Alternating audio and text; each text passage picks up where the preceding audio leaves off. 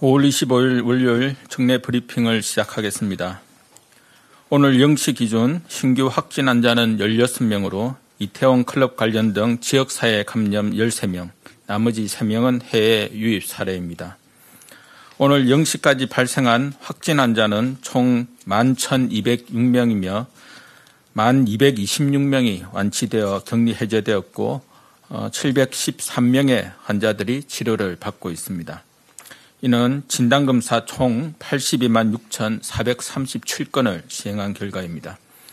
어제 사망하신 분은 한 분이고 현재까지 총 사망자는 267명입니다. 사망하신 분의 명복을 빌고 유가족분들께는 깊은 위로의 말씀을 드립니다.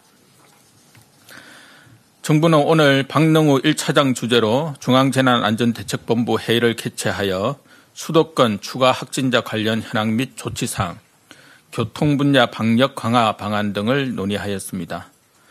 박능우 1차장은 고3부터 시작된 학생들의 등교가 이번 주에는 고2, 중3, 초1, 2학년과 유치원생 약 240만 명의 개학과 개원으로 이어질 예정이라고 말하며 지역사회 감염이 학교로, 학생들의 감염이 지역사회로 확산되지 않기 위해서는 국민 한 분 한 분의 협조가 중요하다고 전했습니다.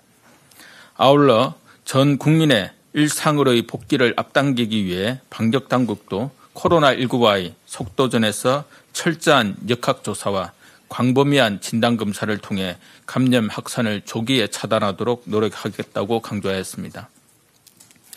먼저 지난 5월 10일부터 23일까지 2주간의 코로나19 위험도 평가 결과에 대해 설명드리겠습니다. 방역당국은 전문가들과 함께 1일 평균 신규 확진 환자 50명 미만, 집단 발생의 수와 규모, 감염 경로 불명 사례 5% 미만, 방역망 내 관리 비율 80% 이상을 유지한다는 목표로 코로나19 사항을 주기적이고 종합적으로 평가하고 있습니다. 최근 2주간 하루 평균 신규 확진 환자 수는 23.2명, 집단 발생은 5건, 감염 경로를 알 수 없는 사례의 비율은 6.8%, 방역망 내 관리 비율은 80% 미만으로 확인되고 있습니다.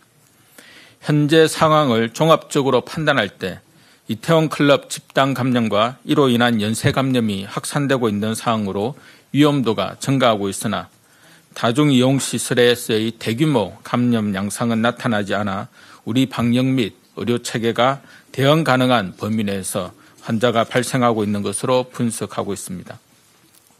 현재는 역학조사와 검사의 속도를 높여서 지역사회로의 연쇄 감염을 일으키는 전파고리를 신속하게 차단하는 것이 가장 중요합니다. 다만 현재까지의 상황을 종합할 때 생활 속 거리두기 단계를 조정할 수준의 위험도 증가는 아니라는 판단입니다. 앞으로도 방역당국은 코로나19 상황의 위험도를 주기적으로 평가해 현재 상황이 적정 수준의 관리 범위 내에 있는지 지속 확인하고 상황 변화에 적시에 대응할 수 있는 최적의 방역 정책을 마련해 나갈 것입니다. 다음으로 이태원 클럽 관련 환자 발생 상황 및 조치 계획에 대해 설명드리겠습니다. 이태원 클럽 관련 환자는 5월 25일 0시 기준으로 233명입니다. 이와 관련한 검사는 지금까지 약 8만 2천여 건이 이루어졌습니다. 클럽을 직접 방문한 경우보다 방문자들을 통한 지역사회 전파가 더 많은 부분을 차지하고 있습니다. 방역당국은 이와 같은 지역사회 전파를 신속하게 통제하기 위해 확진 환자의 접촉자를 빠르게 추적하며 광범위한 진단검사를 실시하고 있습니다. 이와 함께 확진 환자가 다녀간 다중이용시설과 시간대를 중대본 정례 브리핑 보도자료를 통해 공개하고 있습니다. 추가적인 지역사회 전파를 막기 위해 이 시간대에 해당 시설을 이용한 분들은 정상의 유무와 관계없이 가까운 선별진료소를 찾아 검사를 받아주실 것을 당부드립니다. 다음은 교통 분야 방역 강화 방안에 대해 설명드리겠습니다. 코로나19 발생 이후 정부는 버스, 철도, 지하철 그리고 항공 등에 대하여 출발 전이나 도착 후와 운행 종료 후에 방역 조치를 시행하고 있습니다.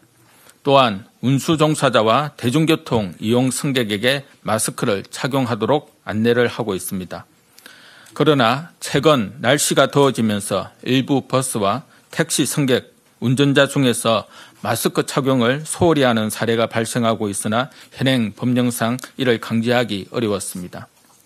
이에 정부는 대중교통에서의 마스크 착용을 유도하기 위한 개선 방안을 마련하였습니다.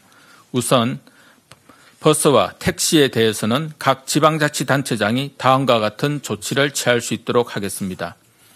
해당 지역 여건을 고려하여 승객이 탑승하였을 때 운송사업자와 운수종사자가 마스크를 착용하도록 하는 개선 조치를 하고, 마스크를 착용하지 않는 승객에 대해서 승차 거부를 하는 경우에도 사업정지, 가태료 등의 처분을 하지 않도록 안내할 계획입니다.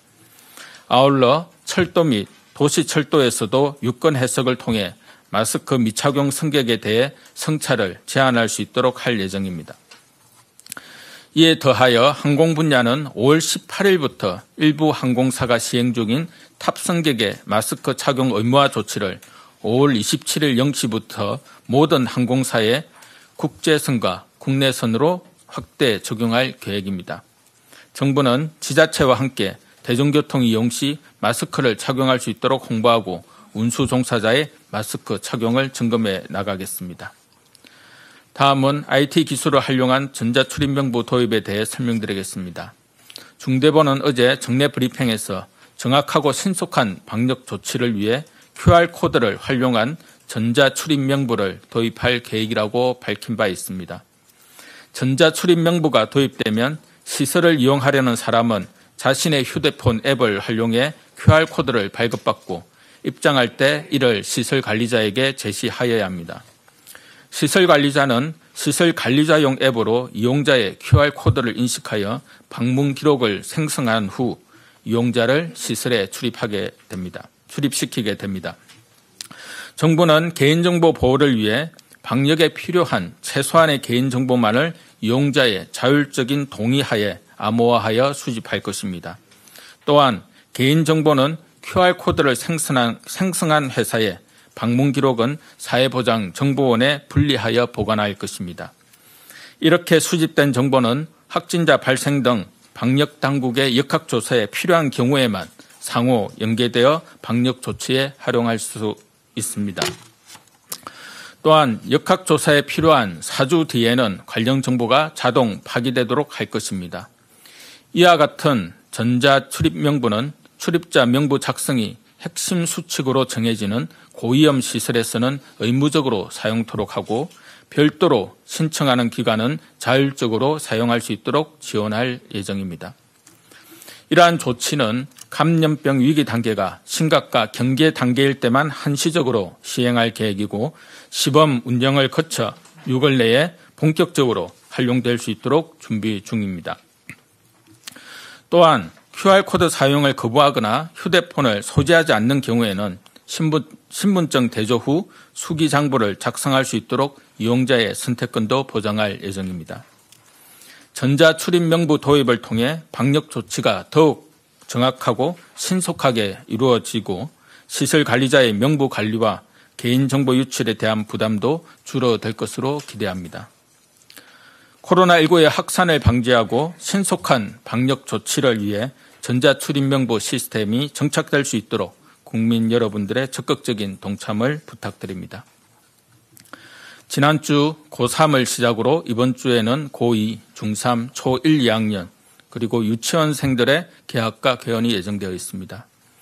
학생들의 등교와 등원이 성공적으로 이어지기 위해 지역사회 감염이 유입되지 않도록 우리 모두의 노력이 필요합니다. 당분간 PC방, 노래방 등 다중이용시설에 방문을 삼가 주시고 일상생활 속에서 아프면 쉬기, 손 씻기와 기침 예절, 마스크 착용, 소독과 환기 등의 기본적인 방역수칙을 지켜주시기 바랍니다. 특히 주말 활동 이후 몸이 좋지 않다고 느껴지면 집에서 쉬면서 경과를 관찰하고 증상이 나타나는 경우에는 보건소 및 1339에 연락하여 선별진료소에서 검사를 받으시기 바랍니다. 각 사업장에서도 여러 명의 의심 환자가 발생할 경우 집단 감염을 의심하고 즉시 검사를 받을 수 있도록 조치해 주시기 바랍니다. 치료제와 백신이 개발되기 전에는 코로나19는 언제 종식될지 알 수 없고 코로나19와 함께 우리는 일상을 살아가야 합니다.